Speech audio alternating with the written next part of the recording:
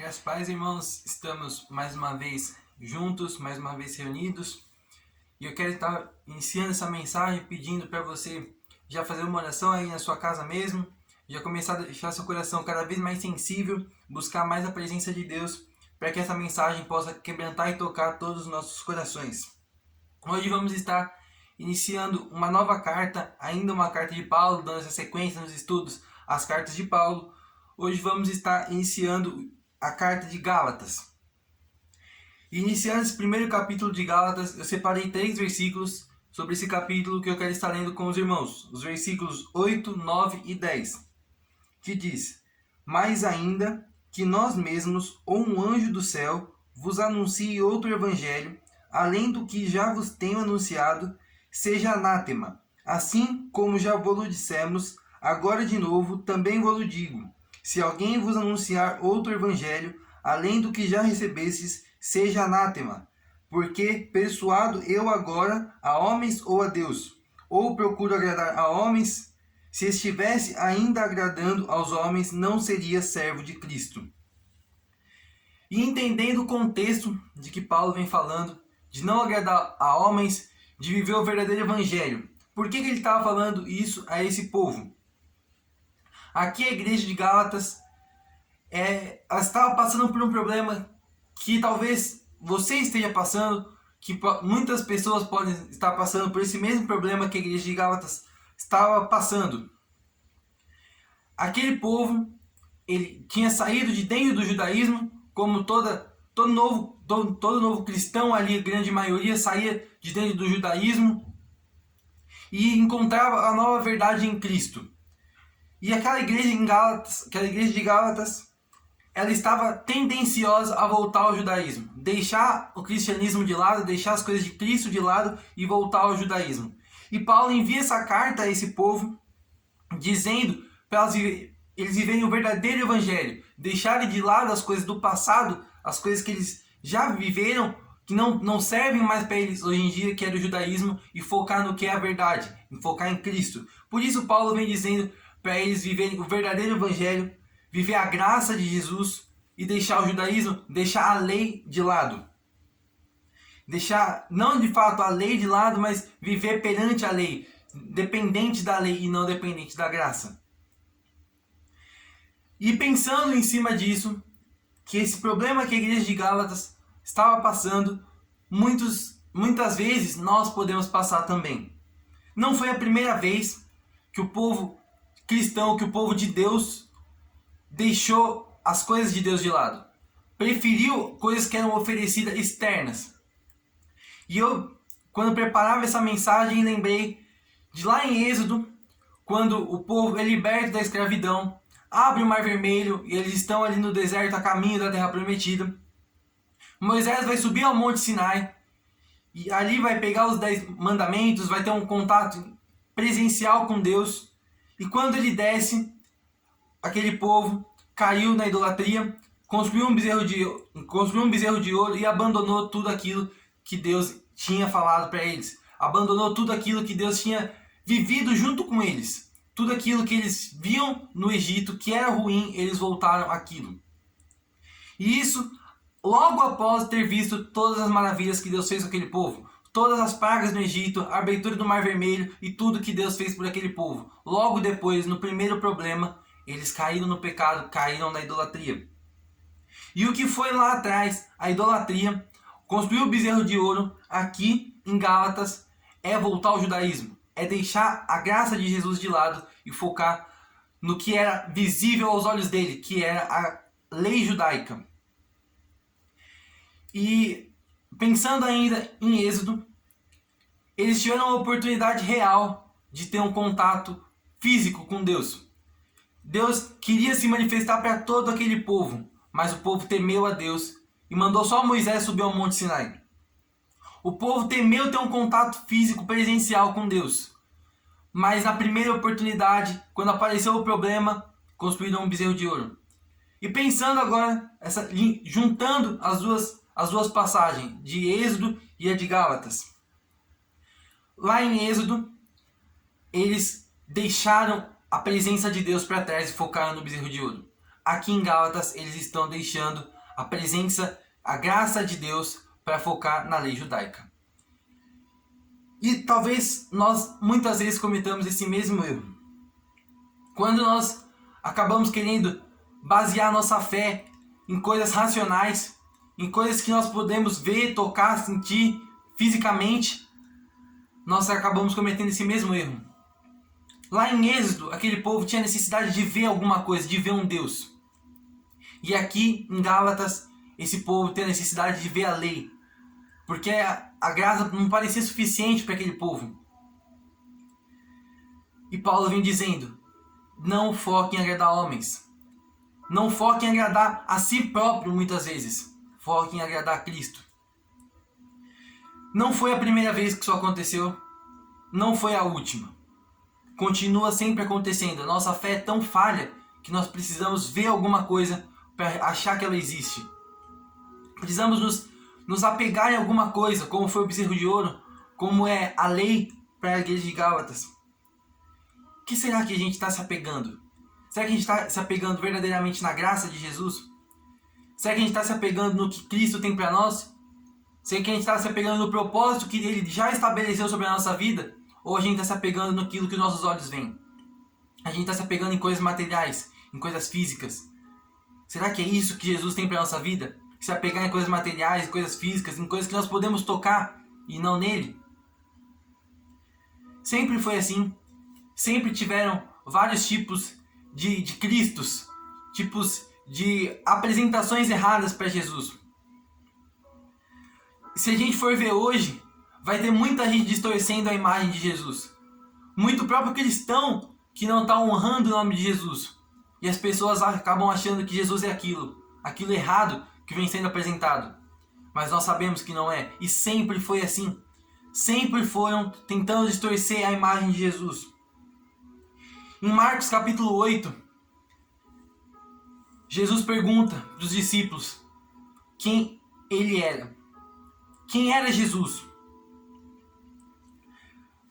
Versículos 27, 28 e 29 dizem: quem dizem os homens que eu sou? E eles responderam: João o Batista, e outros Elias, mais outros um dos profetas. Sempre distorceram o que Jesus era. Falavam que Jesus era João Batista, Elias, um dos profetas. Sempre distorceram o que Jesus era. Dando continuidade à leitura. E ele lhes disse: mas vós, quem dizeis que eu sou? E respondendo Pedro, lhes disse: tu és o Cristo. Pedro era um dos discípulos mais estressados. Um dos discípulos que tinha a maior euforia talvez ali. No bom e no mau sentido muitas vezes. Pedro errou muito, mas aquele foi extremamente abençoado. E falou: tu és o Cristo.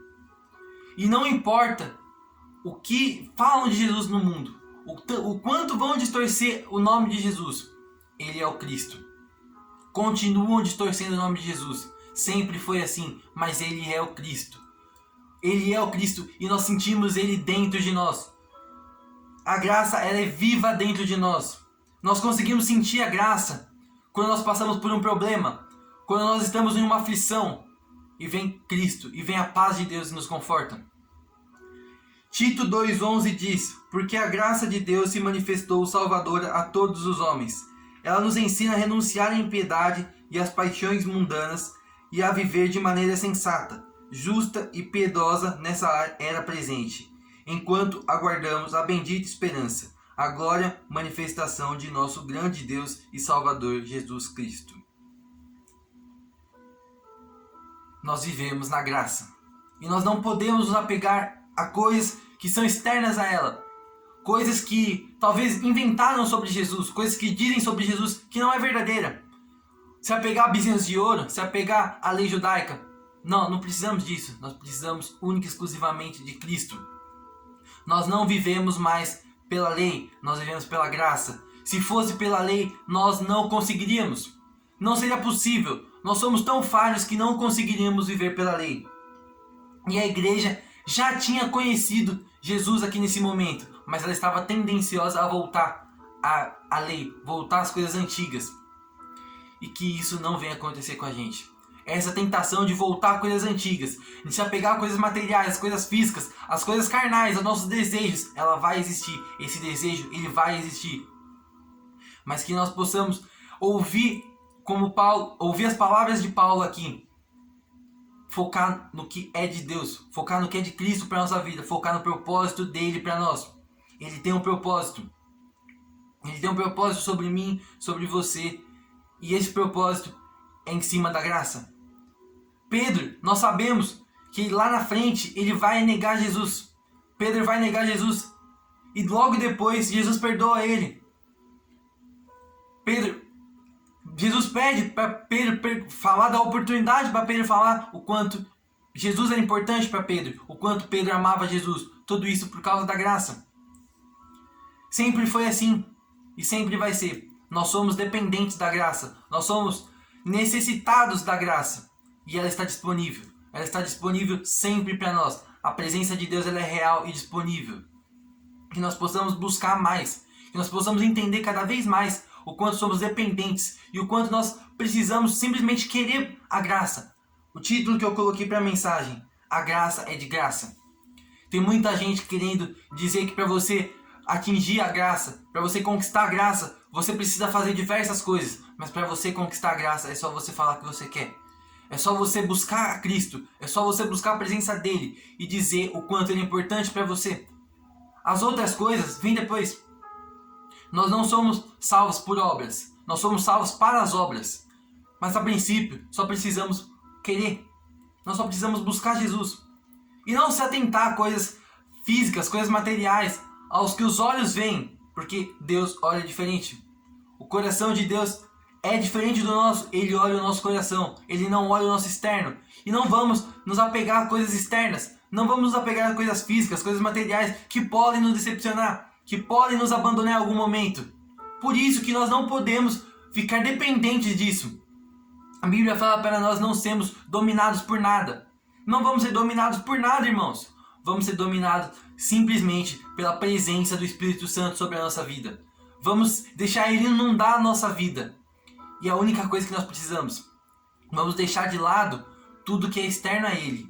Vamos deixar de lado tudo aquilo que nos afasta dele, porque é a nossa única solução. Quando passamos por dificuldades, quando passamos por problemas, quando o nosso fardo está pesado, é só a gente querer trocar o fardo com o dele. O fardo dele é leve. Está disponível para nós. Quando estiver passando por dificuldade, quando estiver passando por um problema, lembre da graça. Lembre que a graça vai tirar tudo aquilo de você. E para você atingir a graça, é só você querer. É só você buscar. A graça é de graça. Sempre foi e sempre vai ser. Nós somos necessitados dela e ela está aqui. Deus nunca vai colocar algo para nós que nós precisamos que Ele não vai nos dar. Ele nunca vai fazer isso. E a coisa que nós mais somos necessitados é a graça. Para simplesmente estarmos vivos, para conseguirmos nos sentir bem, nós precisamos da graça.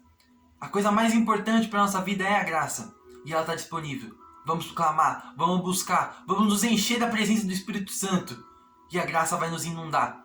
A presença dele vai nos inundar. E nós vamos realmente entender o nosso propósito. Nós não vamos buscar mais as coisas passadas. As coisas como era o bezerro de ouro, como era a lei judaica. Nós não vamos buscar as coisas que eram na nossa vida passada. Nós vamos buscar aquilo que é do presente, que é do hoje, que é de Cristo.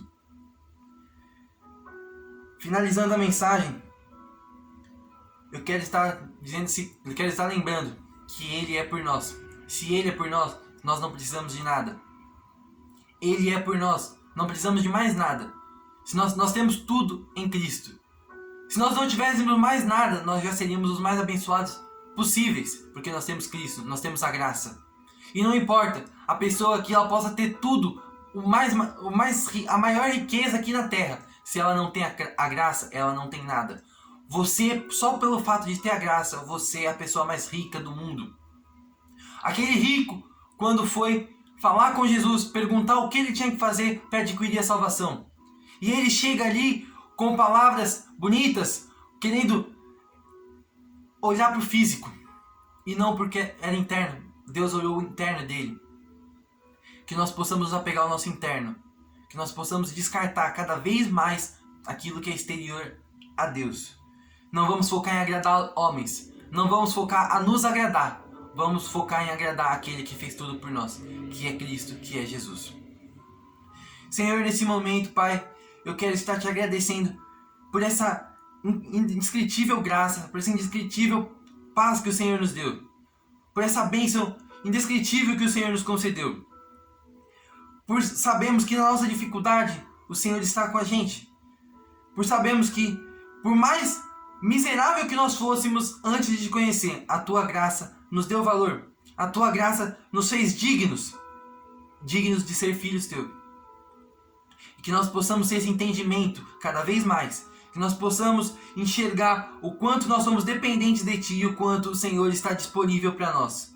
Que nós possamos viver o Teu propósito para a nossa vida. Que nós possamos enxergar a graça e viver perante ela, dependente somente dela. E que nós possamos viver cada vez mais perto de Ti, cada vez mais mergulhado na Tua presença, e que o Teu Santo Espírito possa nos inundar, e que Ele venha como um rio furioso, que Ele venha como fogo sobre a nossa vida. Em nome de Jesus. Amém.